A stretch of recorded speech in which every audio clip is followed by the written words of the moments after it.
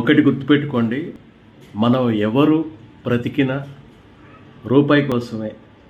మనం ఆర్థికంగా మనకి ఇబ్బందులు లేకుండా ఉండటానికి మనం బ్రతుకుతాం.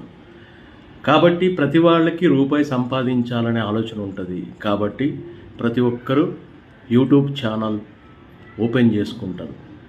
ఏదో తమకు వచ్చిన వంటకాలో ఏదో ఒకటి చేసి యూట్యూబ్లో పెడుతుంటారు. మిగతా మిత్రులందరూ గుర్తించండి, ఈ యూట్యూబ్ ఓపెన్ చేసినటువంటి మీ స్నేహితులు, మీ బంధువుల్ని గుర్తించండి. వాళ్ళు కోరుకునేది, వాళ్ళు ఏదో కష్టపడుతున్నారు.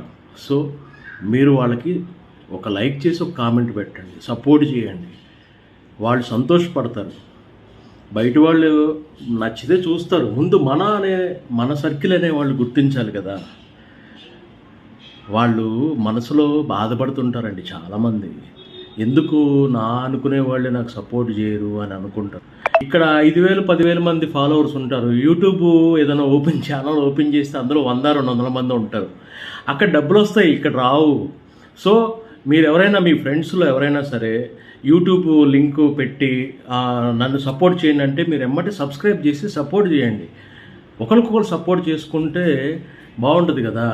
అప్పుడు కదా వాళ్ళు సంతోషపడేది. రూపాయి వస్తే కదా. ఇది ఆలోచించండి అందరూ.